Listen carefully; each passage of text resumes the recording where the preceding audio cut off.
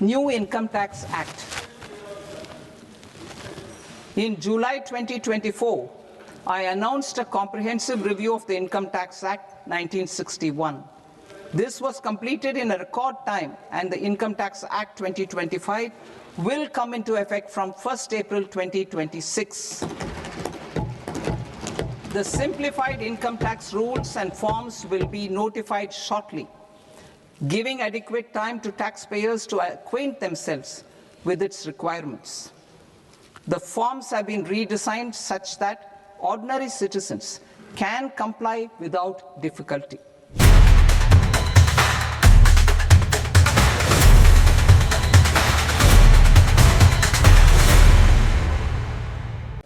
Ease of living. I propose that any interest awarded by the Motor Accident Claims Tribunal to a natural person will be exempt from income tax, and any TDS on this account will be done away with.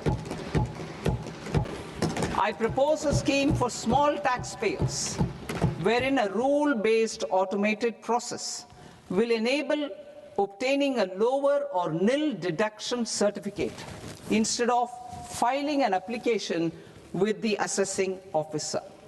For the ease of taxpayer holding securities in multiple companies, I propose to enable depositories to accept Form 15G or Form 15H from the investor and provide it directly to various relevant companies. I propose to extend time available for revising returns from 31st December to up to 31st March with the payment of a nominal fee. I also propose to stagger the timeline for filing of tax returns.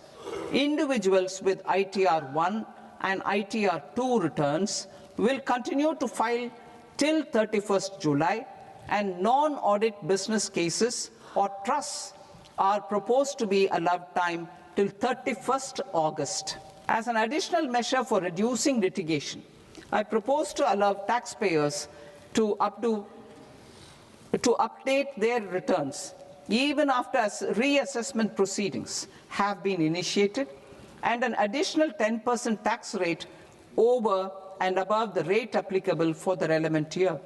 The assessing officer will then use only this updated return in his proceedings. There is already a framework for immunity from penalty and prosecution in the cases of underreporting. I propose to apply this framework for immunity to misreporting too. However, in such a case, the taxpayer will need to pay 100% of the tax amount as an additional income tax over and above the tax and interest due. Penalties for certain technical defaults, such as failure to get accounts audited, non-furnishing of transfer pricing audit report, and default in furnishing statement for financial transactions, are proposed to be converted into fee.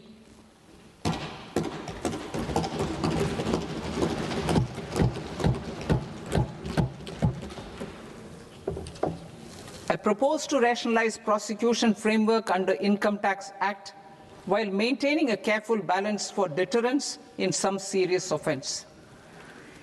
Non-production of books of account and documents and requirement of TDS payment where payment is made in kind are being decriminalized. Further, minor offences will attract fine only. The remaining prosecutions will be graded commensurate with the quantum of offence. They will entail only simple imprisonment with maximum imprisonment reduced to 2 years and power to courts to convert even those into fines. If you like this video, then like, share and subscribe to Mirror Now.